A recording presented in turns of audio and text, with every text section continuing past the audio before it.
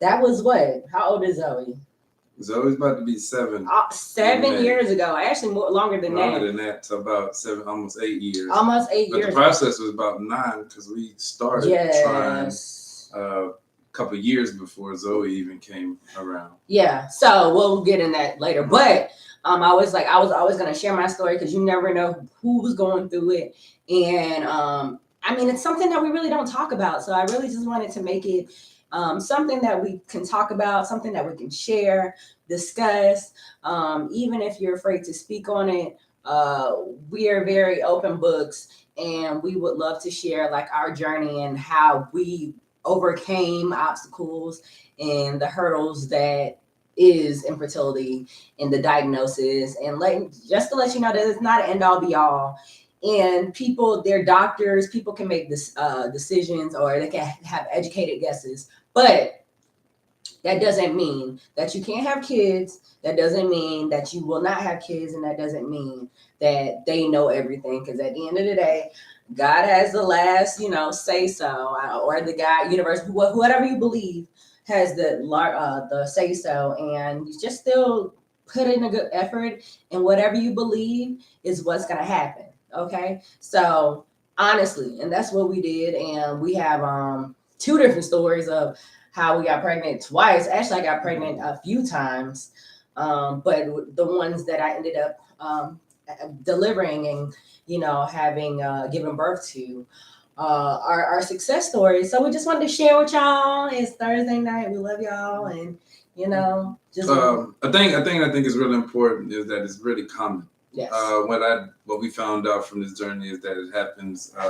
frequently, and a lot of people go through it, and it felt like it was just us and the folks around you is having children and having babies. And especially when we got together, we was in college, so getting out of college, and so you have your friends and stuff that are having children or don't even plan on having kids and have kids, and you're just like, well, what happened with us? Right. What happened with us? And then you look and you start to go through this, and you see, oh, a lot of people go through this. We just don't talk about it. So that's kind of been our thing. We want, if you don't hear from anybody else, I guess you can hear from us. We'll talk about it. Yes. To let you know that it's very common.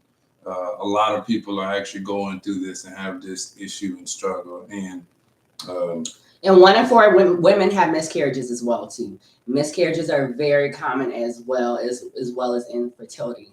But I guess we can go ahead and get into the story. Hey, everybody that came in, Wifey Life Fitness, Hubby Life Fitness is the Wifey Hubby Life conversation, the connections.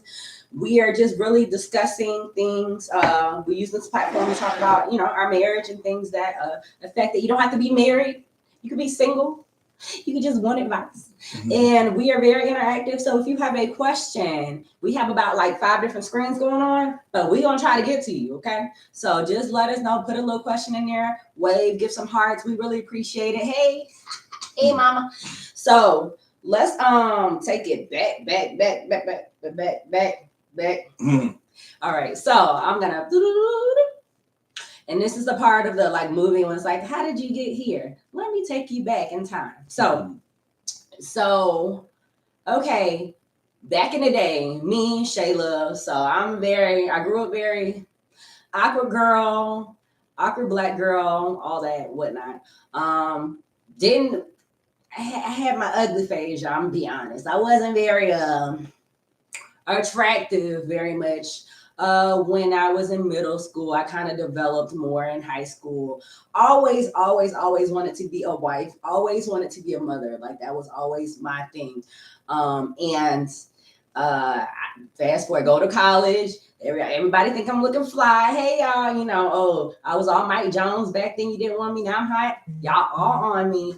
But I met this handsome fella at FAMU.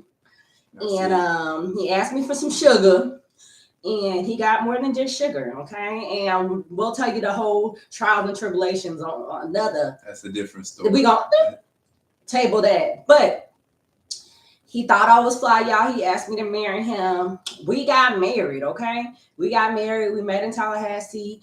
Went to school.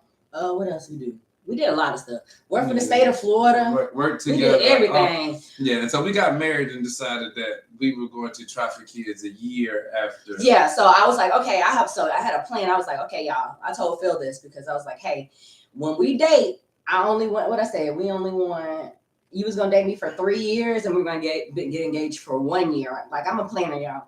So then I was like, okay, I'm gonna get off of birth control. What did I say? Did we get off of birth control before or after we got married? It was after we got married. After we got married, because the doctor saying they kept telling us that y'all should try to enjoy the first. Yeah, because the doctors. Okay, so the doctors are saying, and I'm gonna take it back. Before when I was going through, not menopause, when I was in middle school and you first get your cycle, I was always a little bit later. I think I was like 14 and I got it, and then it was like 8 months I did not have a cycle. And so I was like, what's going on? And the doctor's like, don't worry about it. Don't worry about it. Just get on birth control. And that's going to be the answer. Right. So I'm like, okay, I'm just going to get on birth control. Years. Get on birth control. Years. I'm fine. It's been like 10 years. We're fine. Like I'm thinking everything is normal. I get off of birth control, y'all. And I think I was like exercising once. I was working for the state of Florida. And then I got a severe stabbing pain in my side. And I was rushed to the hospital. The doctors, they were like, oh, we can't find anything wrong with you. There's nothing wrong with you. And I thought I was about to have appendicitis. I thought I needed to have my gallbladder removed. I didn't know what was going on. But it ended up happening that I had cysts on my ovaries. And that happened since I was about 14 years old. And what the doctors did was give me birth control to try to mask the symptoms of my PCOS, which is polycystic ovarian syndrome. And so what happens is that your ovaries make little tiny eggs, but they turn into cysts. They never are released, so you never actually have a cycle. And it's very, very, very, very common. And you never have a cycle. And the birth control gives you like the hormones, so you falsely have these cycles. But then once I got off of birth control, my body was like, what's going on? What's going on? And I didn't have a cycle for like 3-4 months afterwards. Mm-hmm. And I went to the doctor and I kept on going. And this is when we were in Tallahassee. And I said, y'all, I think something's up. Something's up. Something's up. And the doctors just was like, oh no, just give it more time. Give it more time. Give it more time. And then we actually decided to move to Houston. A year after we got married. Because we were like, oh, we're trying to have family. Phil's family is from Houston. I'm originally from Orlando. And we were like, well, if we're going to have kids, we're going to have more of a community. So we're going to go to Houston. And then we decided to follow up with the doctors because they said, also my OBGYN was like, if you cannot, you try for a year. That's what they said. Try for a year. And if you do not have kids within a year, then go to a specialist, go to your primary care or go to your OBGYN and have a specialist to the infertility doctor. So I went and I did research. We moved to Texas. I made sure that we got like a good insurance, whatnot. And I ended up looking at Texas Children's Women Pavilion, which they have like an excellent infertility clinic. So, because I knew y'all, like, if you know that something is going on with you, like, do your research. Because I knew my body was kind of off, and I knew that my cycles didn't really come before I was on the birth control. So the doctors told me whatever, but you have to know yourself and really advocate for yourself, especially if you're a Black woman too, because for some reason I don't know if they think that you're uneducated. I don't know if they think that you just don't know yourself, but really advocate for yourself. So I had already did my research, and in that 1 year mark, I made my appointment, and we met an amazing doctor, Dr. Zaretsky. Oh my gosh. And we started the process. He met us up, and the first time I went to an OBGYN, and before I got a referral, and y'all, it was like the worst thing ever. It was, I think it was like a male Asian doctor. And he was just like, oh, you have PCOS, you can't have kids. And like, that was it. And he was like, well, I can try to have you go to the infertility doctor, but you can't have kids. So like, literally, I'm just like, and the thing about Texas Children Women's Pavilion, it's a place for all pregnant women. So like, I'm seeing pregnant women walking by. So every time I see them, I'm like getting a stabbing pain in my heart. Like, oh my God, I'm never going to be able to have kids. Like, The doctor said I can't have kids. So like at this point, I'm like freaking out. I'm calling Phil. Phil is trying to like calm me down. What was going on in your mind at that point? I mean, how do you remain calm, right? Like it's just you try to be strong because I know that she's going through a lot. And then you hear a doctor say that you can't have kids, so then you start trying to process a life where you won't have any children, and so it's like a battle of. But I can't get depressed. I don't want to play into that. I really want to make sure that my my wife is good, but at the same token, it's just like you do have to think about, man, what if this person is wrong? I kept in the back of my mind that I didn't believe it. Mm-hmm. So at that point, I'm like, I don't fully believe that. We haven't checked all avenues. So I was like, I wasn't ready to believe that at that point. But I mean, that thought in your head is still, what if I don't have kids? It's that's when it started, right? Like the what if I don't never have any? Yeah, that's a Yeah, and I was the total opposite because I was just like freaking out, and that's the thing. I think that's why we're together. Phil is super laid back, and I'm a planner. Like I go all the way to the top. So I'm like, these are the ways that we can have a kid. Dr. Zaretsky, he was like, you're probably gonna need in vitro, but before we do in vitro, because of the medical system, there's different avenues that you have to do. We had to do what was the thing with the dye first? There was like a thing with the dye, and they clear out your fallopian tubes, and they say, well, that might get you pregnant, and some people do get pregnant off of it. That's the IUI. No, that's not the IUI. It was the other like a dye contrast, and they sent stuff through, and we did that, and that didn't work, and I was like, okay. And then we did the insemination, which was IUI, and I think that was February. What was it? I think that was February. What, 9 years ago? And remember, I think we did it once, and it actually took. It showed that I was pregnant. But then they was like, hold on, just. So we showed we was pregnant, and it was Valentine's Day, and we were like just so elated, and we're like, okay, this is fine. So like insemination, IUI is kind of like they get like it's like a turkey baster. Right, yeah. Yeah. So like it's a turkey baster, and I had to like sit in there, and they had to put my hips up, and then like basically Phil had to do his business, and they literally just put it in me and like had me sit my hips up for like 20 minutes, 15 minutes. And then afterwards they were like, okay, rest, don't pick up anything over 10 pounds. Try to keep your hip elevated as much as you can. Try not to. Yeah, so that Valentine's Day we were like, okay, we're not pregnant, we're good, like whatever. So then they were like, don't take a pregnancy test until what, 14 days after? Yeah. It was 14 days after. We waited. And so then it showed that we were pregnant. So we were like, oh my gosh, this is it. We don't have to do in vitro. Like, yes, this is fantastic. And then I started bleeding, right? How many days was it? I think it was a day or two or something like that. And so I started bleeding. And then like our hearts were broken. Okay. So heart was broken. We were like, okay, well, that's fine. We knew that was going to be something that, you know. One of the nurses, remember we called and said that, we had a pregnancy or whatever, and she was like, yeah, we got mad. I vividly remember. Yeah, because she was so rude. She was rude, and it sucks that she was right. She was like, I wouldn't get like. Yeah, she was like, don't get too excited. Like, it's a chemical pregnancy. It might be a chemical pregnancy, and so. Just wait before you. We was like, what the fuck you mean? Like we did the test. What you saying? Yeah. And so I started bleeding, and then so like and then the thing is too, pregnant women or like women in general trying to get pregnant or whatever, and Googling, y'all. I Googled everything. I was like, well, maybe it's implantation bleeding. Maybe it's this. Maybe it's that. Y'all, no, it didn't stick. So then after that, we were just devastated. How many times did we do that? We did it twice. We did twice because did the first one work?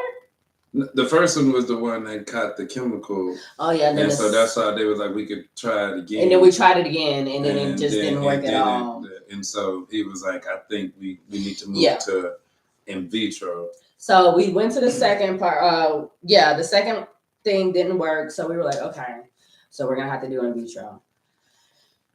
Yeah, I mean, thank God. I think I was working at Blue Cross Blue Shield, Anthem, and I actually they had an in vitro package. So if you guys are working anywhere, check the packages for adoption, check the packages for in vitro, because I think they covered 50% or something like that. It was actually more than that. It was like 65%, because we ended up saving a lot of money once we saw how much that in vitro really cost. Right, but it was still expensive because we had to pay out of pocket costs too. So they covered that, but it was also like you have to still pay the doctor. It was 300 a doctor's visit, a pop, and they would not let you go in unless you paid it.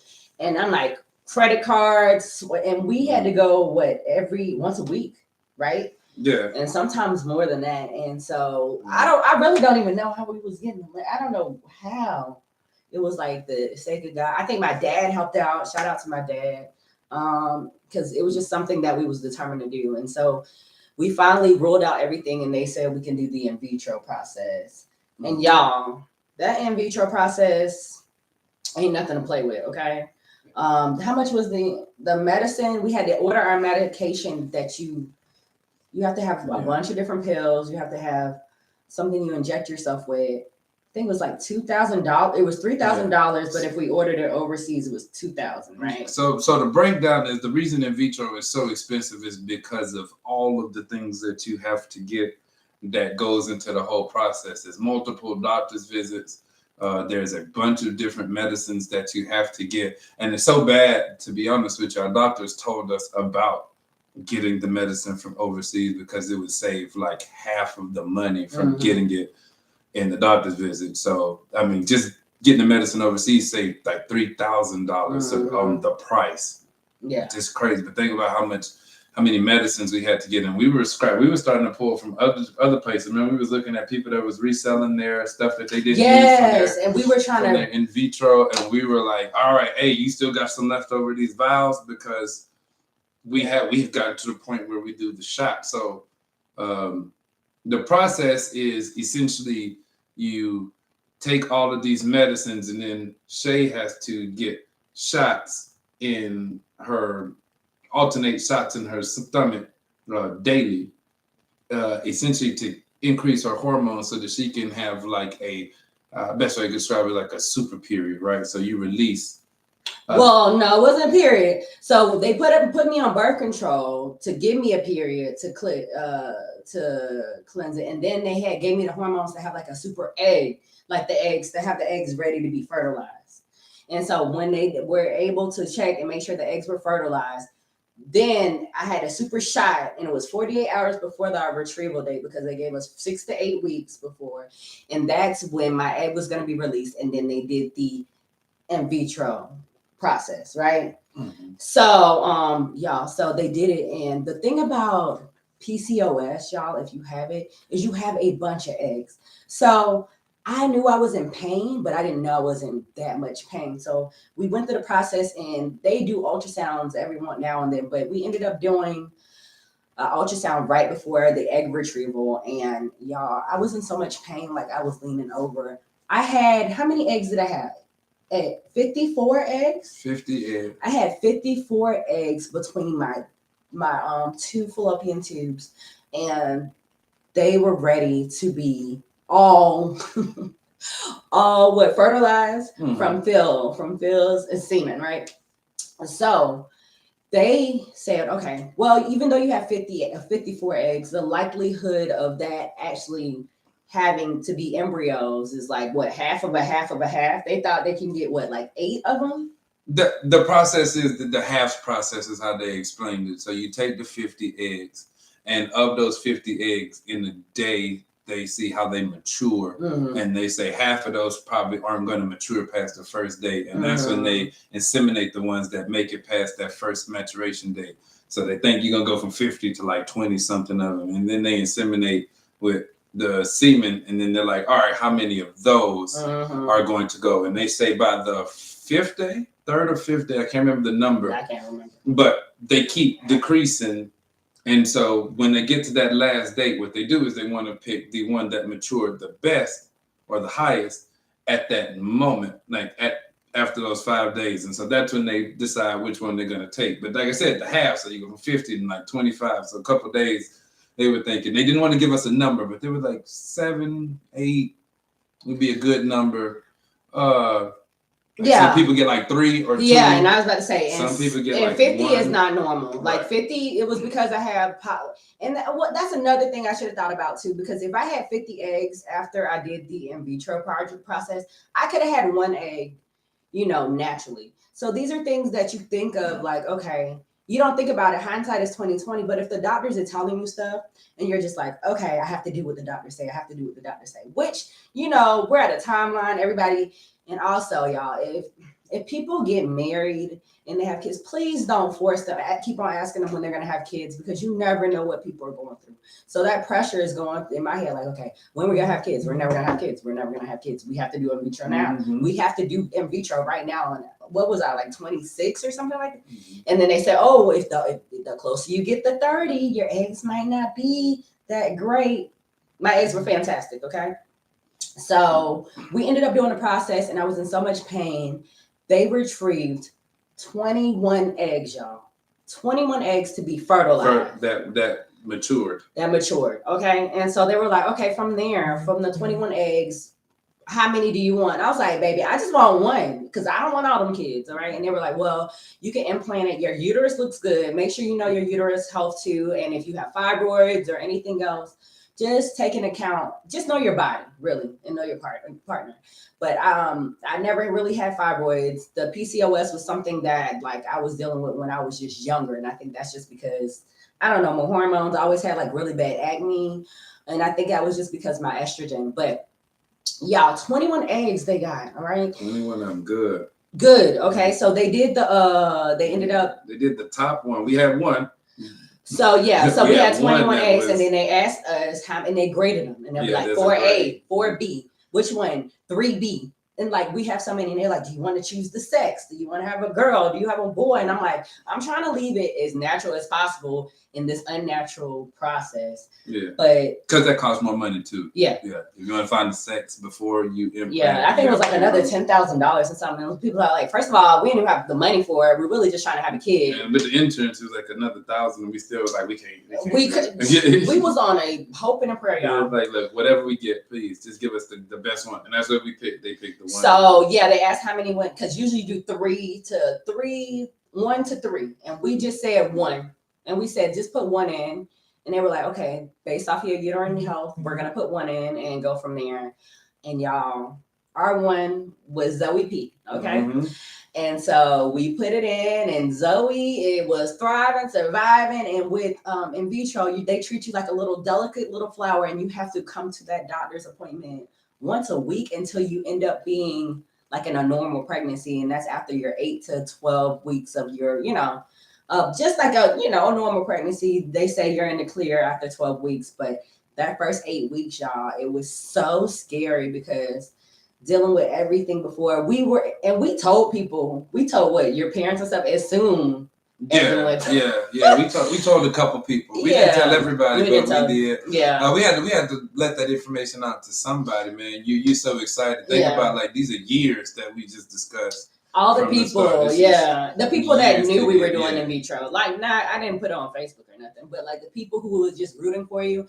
And like, also, if you're going through it, have a good support group, because you never know. Sometimes I know it's hard. It has ups and downs, but even when you have those downs, you have to let it out, because you might have a failed, in vitro or insemination, and you just walk around all mopey, and people don't know what's going on, especially your closest. Like my parents, I share everything. Our family members, we're very close with our family, so we don't try to, they know. It's people that will support you in your ups and your downs. I really do suggest that, because it's a tough situation, especially like, I would cry to my dad, and it's crazy too. And I know he's on here, but I would cry into my best friend and be like, I'm never gonna have kids. Like, and he's like, it's gonna be okay. It's gonna be okay. But at that time, that's what you're feeling. And like, who to know that I got 2 kids right now that I make TikToks about come getting them, right? So it's like, you never know. But at that moment, that's like the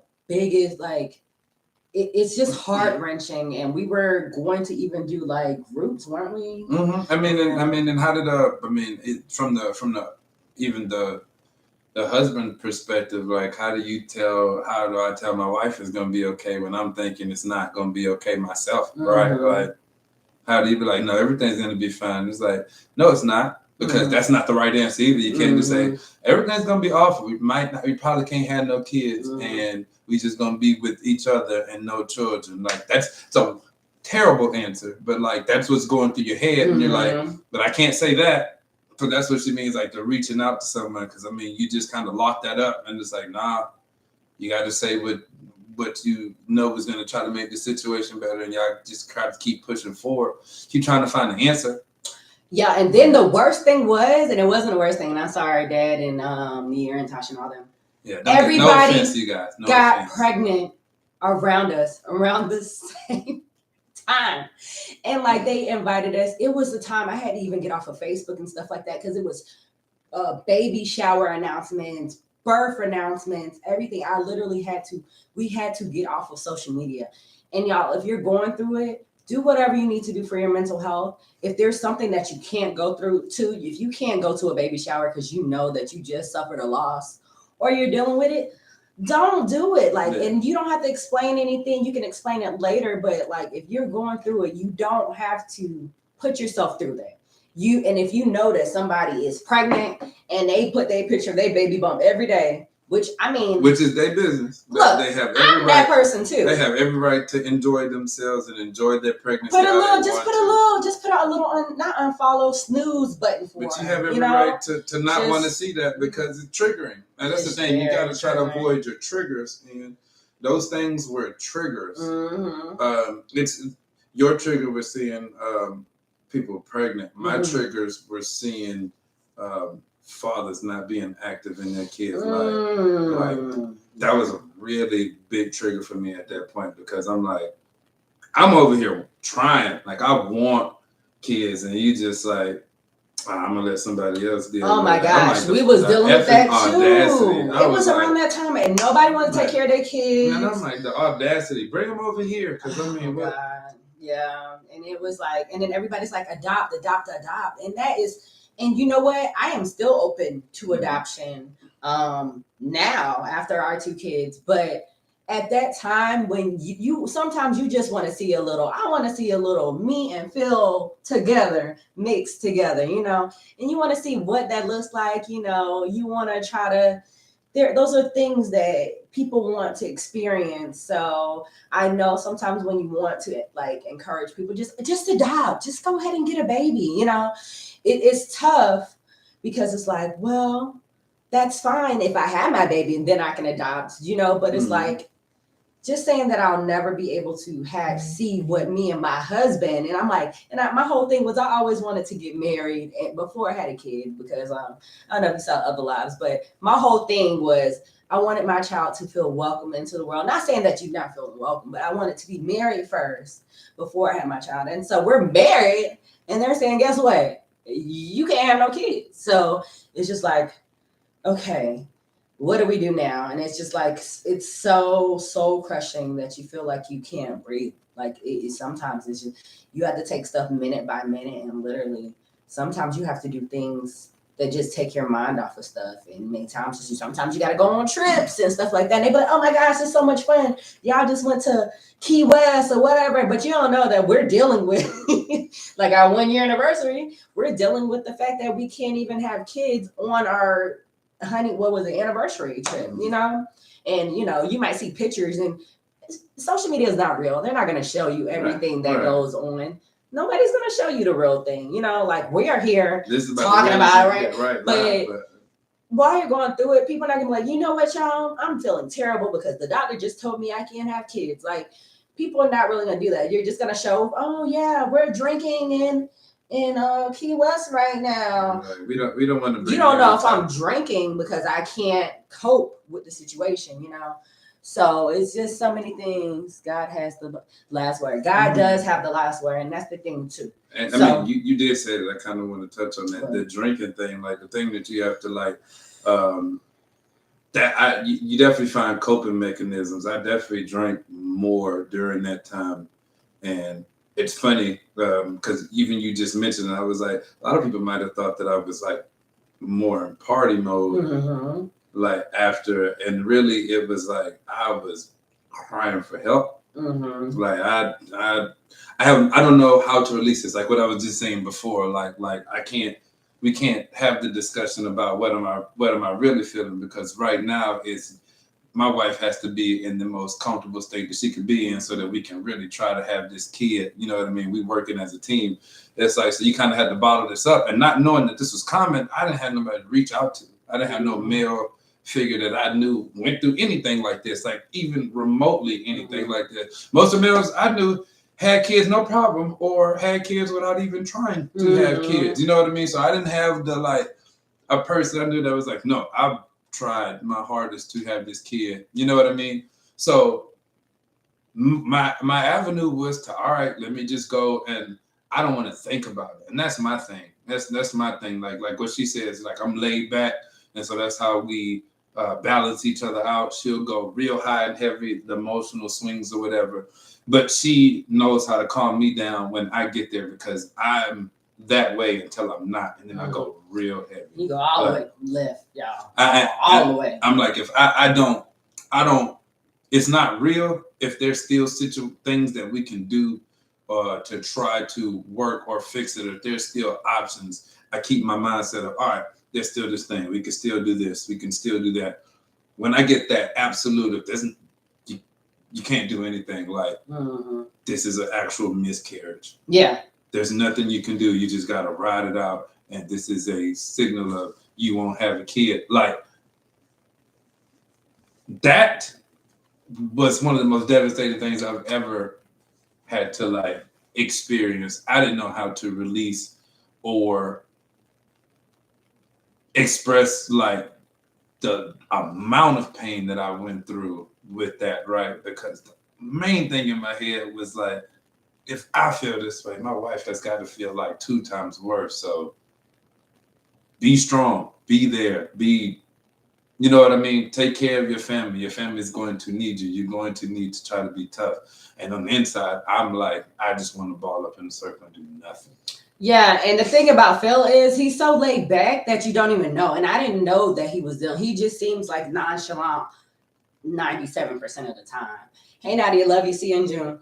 But it's just like you have to know your partner. And, you know, I have highs and lows, and thank you for the transparency. Yeah, of course, we'll definitely share. But we have highs and lows. And the thing is, you have to know your partner, and Phil would like break down every once in a while. And then once he got low, I was like, oh no, like I'm the person that has the ups and downs, like you're saying. I had to bring him up. I was like, oh no, we would just do random things too. Like my favorite thing, what we would do, I love to go shopping. We would go shopping in the mall. Oh, we didn't have that much money, but we'll go in the Galleria, walk around.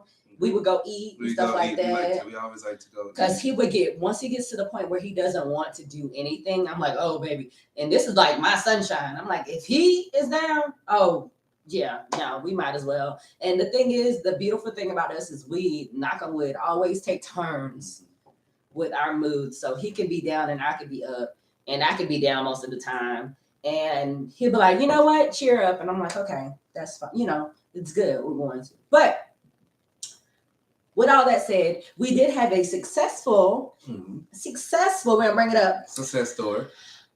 In vitro with Zoe P, the number one. And that's why, you know, Princess Zoe, and we named her Zoe from for his life, Greek for life. And then our doctor was Dr. Zaretsky, and he was just so amazing. Amazing. That's still my favorite doctor. We visit him still, hopeful. And, you know, after that, the pregnancy went great. I mean, I threw up every day, and I lost like 10 pounds. She said it went great. I mean, pregnancy was rough, but I mean, but I had a normal pregnancy. After I was released from the in vitro doctor, I went to the regular OBGYN.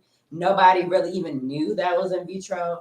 Also, Zoe don't even know she was in vitro. I don't even know how we're gonna even explain it to her. We say she's special, and I told her that she's very special. We prayed for her. And I actually had her. Said we prayed and paid for we didn't say we paid for it, but we said we prayed for her, and I actually had her on Mother's Day, which was amazing. Her due date was like May 1st. She stayed in there for an extra 2 weeks, y'all. And I was just like, you know what? I was at what, 41 weeks or something? Yeah, she was 42 gonna weeks? stay in there. They made you get you. You was like, I got induced, y'all. you forced them to induce you. He was like, look, I was can't over do it. this no more. Like, I come didn't on. dilate. She wasn't. She was comfortable. She's chilling. She was a true Taurus baby, born on May 8th, and she came at 12:15, right after midnight 12:20 on Mother's May Day. 8th, So she was my Mother's Day present on Mother's Day in 2016, and y'all, it was just such a confirmation from God of everything that we went through, because it's just like, wow, it was like, here's your present for, you know, going through everything, the trials and tribulations. And I mean, look at Zoe. Zoe is basically the next president, okay? Mm-hmm. She be telling me what to do, and she's amazing. Like, y'all saw the start. She's like, I'm gonna make up a song. We like, live your life. At this point, so, she's a star, okay? That song y'all heard is a Zoe original. Buy the album, because she gonna tell us to put it on YouTube. I don't know how to work YouTube, but Zoe gonna tell us to do it on YouTube. So, y'all, there is a light at the end of the tunnel. There is a rainbow at the end, and you never know what you're going through. And with that being said, we're gonna wrap it. I know we're gonna go with the second one. We're gonna try to keep it short for that one. But it's Z2, Zara May Bulla. We're gonna talk about that one. So it came because Zoe was such a great child, right? Let's talk about the setup. Zoe was so good. Zoe got on the sleep pattern after about 3 months. We had to schedule. People would come watch her, and they'd be like, she was so good. She'd go to sleep at 8. She didn't do anything. It was like, yeah. We'd have people come over, house parties. Zoe would stay asleep. And so they thought we were phenomenal parents. And for a second, we believed that. We thought we were too. So we're like, yeah, you know what? Zoe needs a friend. Run it back. Zoe needs a friend. We need another one. And so we both decided, like, we spent a lot of money for in vitro, so we're going to see if we can do the holistic regular way, not like without having doctor intervention or whatever. And we started getting the same stuff. Y'all won't have kids. You know, she got PCOS, like we know. Yeah, you know? And that's the same thing. And so the thing too, know your body too, PCOS, you know, I'm a researcher. One thing I'm gonna do, I'm gonna go on read some documentaries, whatever. So if y'all know, I went vegan right after I had Zoe, and that was not only just to lose weight, but for PCOS, meat and dairy affects your hormones, and also, I watch too many. Watch What the Health, all that stuff. But the hormones and the antibiotics that they put in the meats and whatnot can affect your body. So I went on a mission myself to try to cleanse myself to get pregnant again, because I reached out to other people and I followed PCOS blogs and whatnot, and there were just ways you can naturally have kids. And then I did some steaming, y'all. I did it all, right? The yoni steam, and then there were like some herbs on Amazon, and I think those things work. But I was doing all that. I was holistic. I think it was really had to calm down. And everybody says, they're like, calm down, you'll have a kid. Ovulation schedules and all that. Calm down, you'll have a kid whenever. And I was just like, yeah, whatever. But honestly, I got into yoga, meditation. And I started and I wasn't on birth control, because one thing I was like, I'm not getting on birth control again. The doctors are not going to tell me, yada, yada, yada. I know my body. So, we did that. And that was how old was Zoe? Well, Zoe's 4 years older than Zara, so it had to be 3. She was around 2 or 3. And we were just like, okay, we're ready for another one. We're going to do it, naturally. And we did. And I ended up getting pregnant. I think I was with my sister, and it was a funny story because I was with my dad. What you about to say? I was about to say, talk about the lead up, because that's about how you found out. So part of the holistic, the approach, whatever, what folks are saying about us getting pregnant, was all of the yoga, the steams and all that, but it's comfortability, the comfort. So we bought a house. We have bought a house at the end of 2019. Shout out Anthony Haney, a realtor. Yes. Eric Griffin, you the real MVP. Yes. You know what I mean? But we bought a house and we moved in December. I think it's very important to note that. So we had just transitioned to a new place. We're moving into the house. And this before COVID, y'all. Right before COVID. Oh, we're gonna get that. That timeline definitely starts stacking up. So we moved to the new house. Like I said, end of December. So basically January. So we just moved in. My job sends me to Las Vegas end of January, and it just so happens that I have to be there for a week. And I'm like, hey Shay, if I can get them to extend me till Friday, you want to come up and we can just have a Vegas weekend.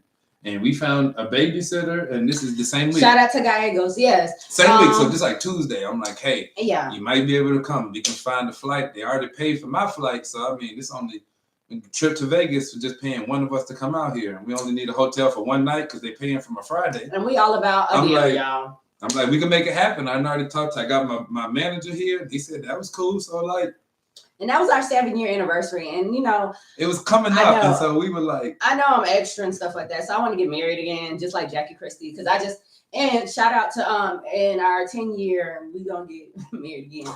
10-year in May in Houston. Y'all invited. If y'all went to the first one. Y'all already know how to say it. Y'all already know. Anywho, I was like, Phil, I want to get married in Vegas because really, in my mind, I have like a bunch of scenarios on how we were gonna get married. Like, there's a different. I also want to get married on a cruise ship. We're gonna work on that too. But I was like, I want to get married in Vegas, y'all. So yeah, Jackie Christie, she extra, but I love it. So I was like, I want to get married in Vegas, Phil. I want to get married in Vegas, and he was like, I don't know if I can do that. Da, da, da, da, da. And so when I had the opportunity, I was on the trip, and I was like, well, if you can find a way up here. And she was like, wait, does that mean I say if you could come up here, I said we can go ahead and try to do this marriage thing. I didn't we can go look up a chapel or whatnot. I had did like a little research while she was planning on coming up. Before Valentine's Day. Before Valentine's Day, so they had like it was in January 31st to like February, right? That.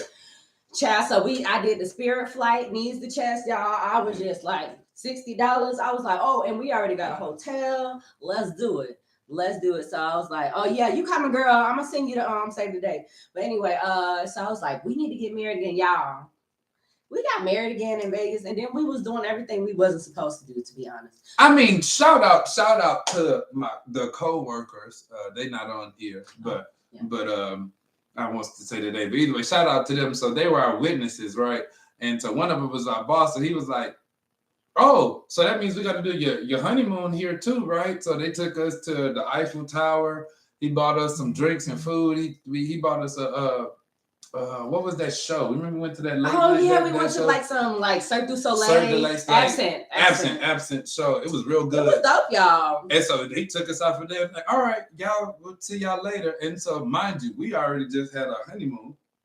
So we walking around Vegas. So I mean, again, I feel like it was that relaxing spirit. We just got a house. We in Vegas. We just got. It was before COVID. We ain't know that. COVID was walking around. COVID just starting. Like February, like I said, early February. And so we go, and we could even rest it. So we come back or whatever again. And the doctor had just told you. Oh, and before that, and so I had sorry y'all. It's the ADD, y'all. I'm sorry. So before that. I was like, Phil, I want to be pregnant again. Before that, I was getting. Oh no, that was before. So I found out I was pregnant the summer before. Right, that's what I said. Look, I was pregnant with my sister. And I was like, girl, I think you pregnant because you sick. And so we was like, oh, we both gonna pee on some sticks together. So we both pee on the sticks.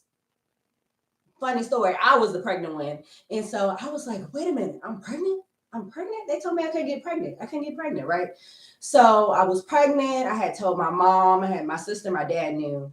And for some reason, it's something with the 6 weeks.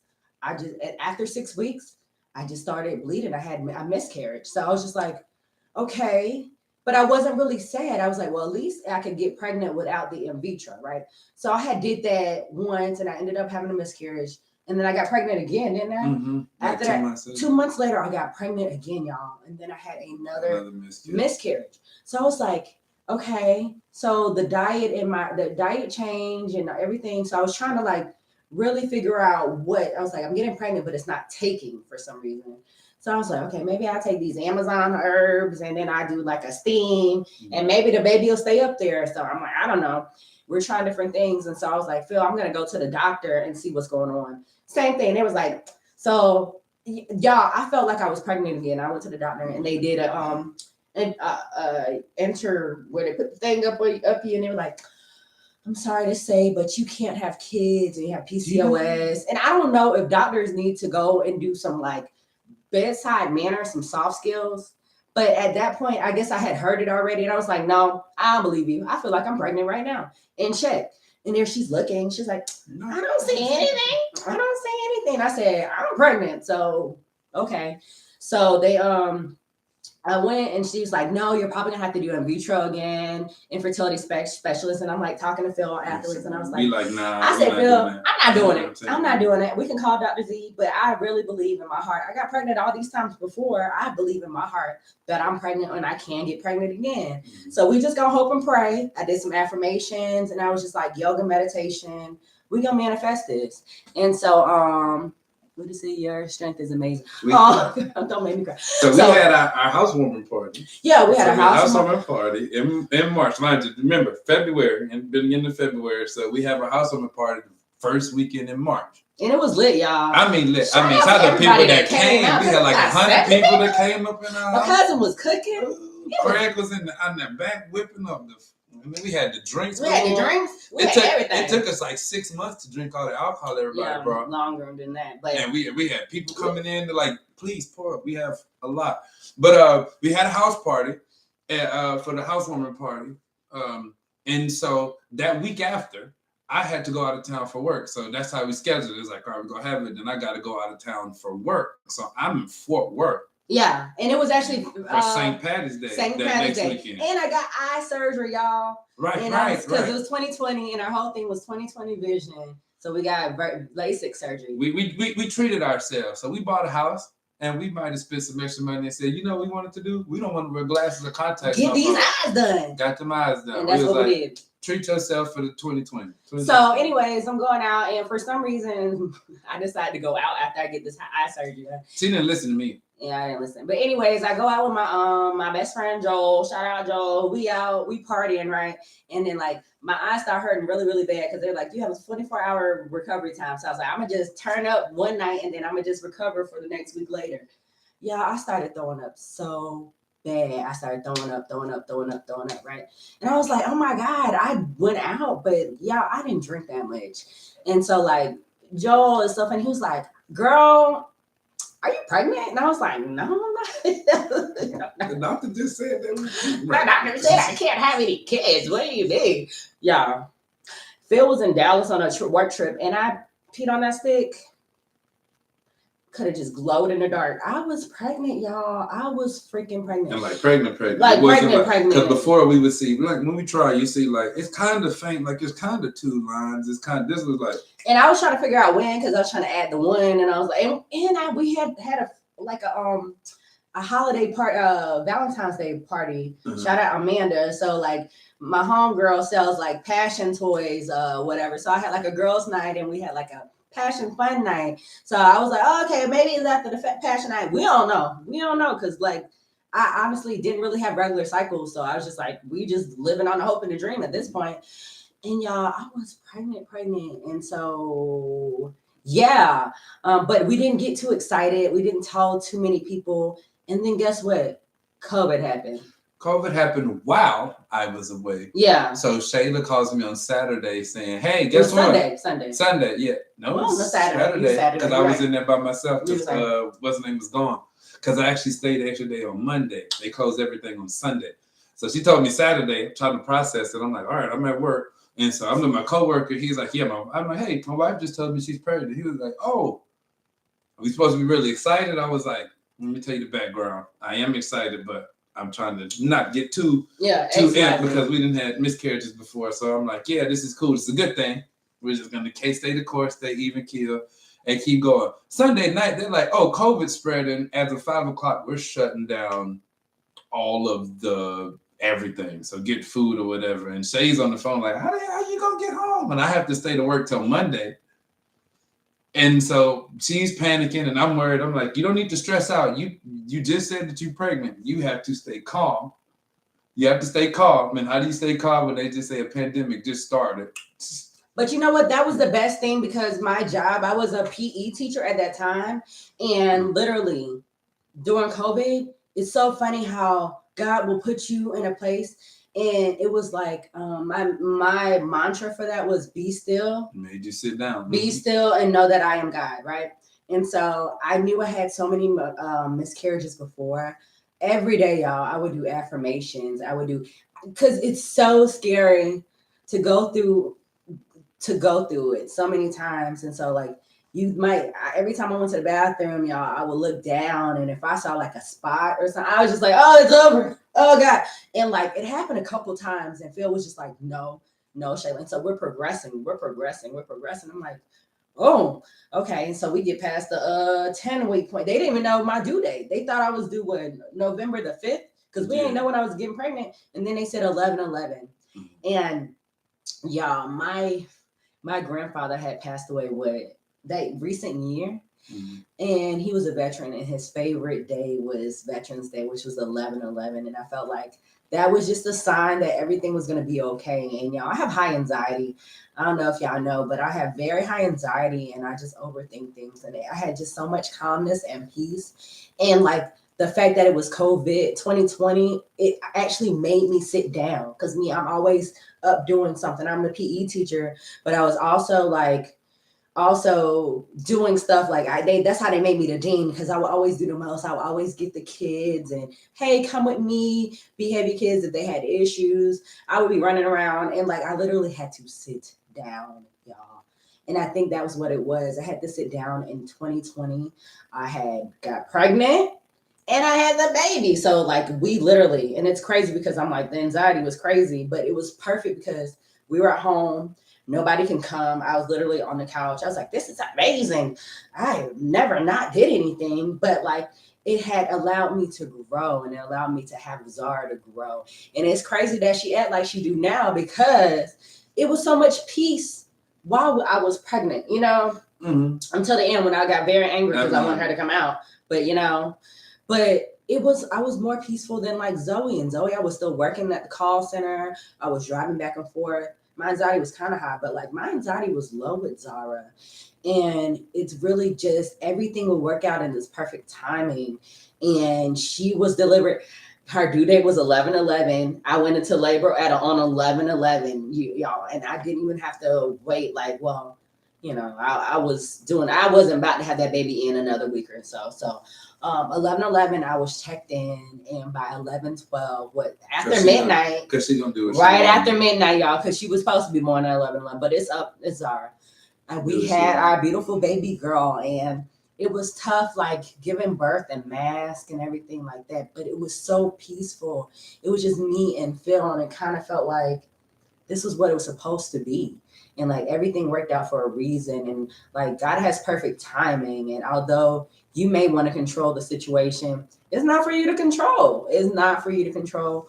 All you can do is put your best foot forward and, be like, just put yourself in alignment, align yourself with everything that was supposed to happen. And now we have our beautiful baby girl who is 2 years old now. She runs the house. I'm scared of her. And if anybody wants to babysit her, y'all can. Okay. But I'm just joking. But really just take your time, know yourself, and just know that it's okay for you to get frustrated. It's okay. You're going to have ups and downs. It's okay to talk to somebody. It's okay to protect your mental peace. If you don't want to be in a situation, if you don't want to see anything, if you don't want to see babies, people having babies all day because you're struggling with that, that's okay. And me sharing my story, and we've helped so many people, and it gets me so teary-eyed because it's like people who know my story and they reach out and they deal with the same thing, but then like knowing now that they have kids now, multiple kids, and like it seems so tough at that time, and it's okay to go through that struggle, but there's always a solution. There's always something that like a rainbow at the end of the storm. And it may seem like it takes forever, but everything's gonna work out. And again, like the Abraham Hicks thing that's going on right now is viral. Everything is working out for me. Everything is going to work out for you. And we just shared our story because we just want y'all to know that we're here. And although you may see us smile and happy and joyful, you know, which we are for the most of the time, you never know what people go through, and you never know their story, and you never know who to reach out to. And I always wanted to share my story because it's just so powerful. You need to be a doula. I need to be a doula. I should be a doula, huh? I don't know. I got about 50, 11 jobs, y'all. I don't know if I can add anything else to it. But I could also just be an advisor. And anybody that's going through it, I can just personally speak on PCOS, or just people who had multiple miscarriages. I'm always here. And then Phil, from the guy standpoint, I can speak on the struggles, but what it goes through, the trying to be strong, and trying to say the right things at the right times, trying to hold it down for your family when you don't feel like you can hold it down for yourself. That is something that you don't have to fight with by yourself. If you need to reach out, please do. Please reach out. It's always a judgment-free zone, which is why we want to put our transparent lives and stuff in front of you now. So never any judgment. If you reach out, know that you're not gonna get any judgment from this way. You're just gonna get some empathy and some insight. Yeah, that's all we have for y'all. Do y'all have any questions, any comments? I can do a little dance if y'all want. I know y'all want to see that, but I can't. And we just wanted to be transparent with everyone because it's just it's tough. And like, we were the first ones to thank you for sharing. Of course, girl. Of course. And if you want to know my doctor, I went to Texas Children's Pavilion, Women for Texas for William. Huh? For William. Pavilion for Women, right? Who is William? No, I'm just saying. Texas Pavilion for Women. And Dr. Zaretsky, that's who I can personally put my stamp on. I think he's still working. He's been working for a long time, child. I tried to visit him. He wasn't there last time I went. But I thought he was retired. Did he retire? I think he was. I think he delivered like 16,000 babies or something. Yeah. I don't know. It's a lot. He couldn't guarantee, but he was like, I know how to deliver babies. I'm gonna get y'all the baby. Yeah, he got us the baby. He got us that baby. Yeah, and just if you know your body, know yourself, do your research. Don't let doctors are humans, you know, they know as much as they can. And also, it's also a liability too. They can also only tell you. In our culture today, where people are so happy, they have to protect themselves and have to be, you know, politically correct. But if you know something in your mind or you feel something in your spirit, really go off of it. And really, positivity and affirmations has really helped me get through it, because it's really mental. Everything is mental, honestly. And although it's physical, the physical manifests from the mentality. And just stay positive. Keep your head up, like Tupac said. Keep your head up, and we're always here. And what are you going to say? No, I was gonna go. I was gonna say something about keep your head up, but either case, everybody stay positive. Shine your light. Let your light shine. Don't let it dim. And stay shining. From us, Hubby Life Fitness and Wifey Life Fitness, man. We love y'all. Thank y'all for the support. We love y'all. And if y'all having suggestions on what you would like us to talk, we're looking for some couples. I want a couple chat. If y'all want to join us on live, I want to do like a couple chat just to compare and contrast with everything. Because when you talk to other couples, it's so funny. No matter who, what type of couple, you all having more kids. Why would you say that? Why would you ask if we were having more kids? Did you hear about? You heard about Zoe? Zara, huh? Zara has about 5 personalities, so she is about 5 kids for us right now. So we're gonna respectfully decline. I'm down to be the rich auntie. Okay, the rich we're working on, but I'm still gonna be the auntie that can babysit and give the kids back. Okay, and we got so many now. You just throw your kid with us. We don't even know whose kid too. Just drop them off and pick them up. We'll have a good time. No, we have She is an angel. Yeah, capacity. Who said she an Ain't angel? no way. Who is that? Ain't no way. That's cousin. All right, come get her. Come get her. That's right. Pull up on us, okay? Pull up. Pull up on me. We'll have a bash pack. Ready. But no, we are not. The shop is actually, we're actually thinking about getting the vasectomy for Phil, right? Yeah, so because we just, for birth control, I am on birth control right now just because, sweet child. Just because, just the hormones and stuff like that. But snip. It's gonna be a no for me, homie. Fly her out. She can get flued out. Say less, sis. I don't know if the pilot's gonna keep on the plane for that long. Well, she's cute. That's the thing. She do got that going for her. Right. They'll bring it to the cockpit. Yeah, and then she's gonna try to fly the plane. Fool. Right. Then she's gonna try to fly the plane. Yeah, but I would love to do some couple chats and like some talks. I want to do like some sex talks. I got a lot of ideas, but let us know what you think. We don't know about going live weekly or bi-weekly. I just really knew that we wanted to use this platform to be transparent and talk about all the things that we had experienced as a couple. And I think it actually made us closer. And I mean, you have to have a good partner. And I just thank God for Phil every day because he really is the stability. He is my rock. You are my rock. Okay. Shout out to Plies. But shout out to Phil for being my rock and stability. And make sure that if you have somebody, know your partner and be the ups and downs and know that just because he's a guy doesn't mean that he's not going to be having thoughts and feelings and emotions as well. So, because you never know what somebody is going through.